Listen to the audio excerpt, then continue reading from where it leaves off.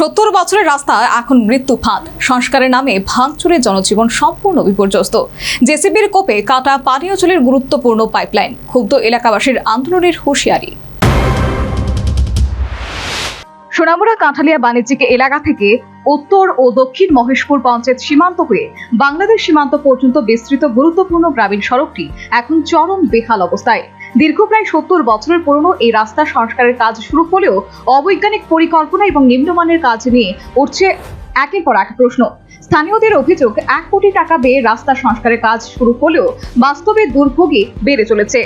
রাস্তার দুপাশে সাইড ওয়াল নির্মাণের ফলে সামান্য বৃষ্টিতেই মাঝখানে জমছে জল এবং কাদা। মোটর সাইকেল কিংবা ছোট গাড়ি চলাচলে বেঘাত সৃষ্টি। সবচেয়ে গুরুতর অভিযোগ, সংশ্লিষ্ট এলাকার বাবুল পালের জমির পাশে মাটি কাটতে গিয়ে জেসিবি দিয়ে কেটে ফেলা হয়েছে পানীয় জলের পাইপলাইন। ফলে গত 2 দিন ধরে প্রায় 82 পরিবার পানীয় জল ছাড়াই দুর্বিষহ জীবন কাটাচ্ছেন। ঘটনায় বিপর্যস্ত এলাকাবাসী রীতিমতো ক্ষোভ প্রকাশ করলেন। রাস্তা দরকার, এটা কুড়ি রেখেছে, কুড়িয়া এটা ড্রেন করে এর আগে একবার ফেলাসিং দিছে, ওয়াল দিছে ভাঙি 10 ভাঙি হয়ে গেছে কি আমরা হরিয়া। এরপর দরকার দিকে দেখছে গাড়ি টিপে যার ইয়াজার রাস্তা ভাঙ্গা দুনিয়া রাস্তা গাড়ি করে সব বন্ধ হয়েছে। তারপর পানীয় জল বন্ধ হয়েছে, জলের সংকট, কালকে জল নাই, খাইতে হয় না, আজকে জল নাই। এই হলে এলাকার পরিস্থিতি।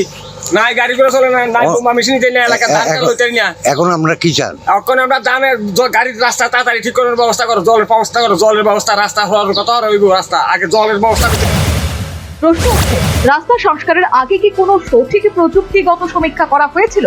পাইপলাইনের অবস্থান জেনেও কেন বেপরোয়া খনন কাজ চলল? কোটি টাকার প্রকল্পে সাধারণ মানুষের দুর্ভোগের দায় নেবে কে? এলাকাবাসীর আরও অভিযোগ, 2 বছর আগেও লক্ষাধিক টাকা খরচ করে রাস্তা সংস্কারের করা হলেও কয়েক মাসের মধ্যেই রাস্তা ভেঙে পড়ে। এবারও কি একই চিত্রের পুনরাবৃত্তি হচ্ছে? বুধবার সকাল থেকে ক্ষোভে ফুঁসতে শুরু করেছে স্থানীয় মানুষ। দ্রুত পানীয় জল পরিষেবা স্বাভাবিক এবং রাস্তা সংস্কারের বৈজ্ঞানিক পরিকল্পনা না হলে বৃহত্তর আন্দোলন ও রাস্তা অবরোধের হুঁশিয়ারি দিয়েছেন এলাকাবাসী। Bureau report, news vanguard.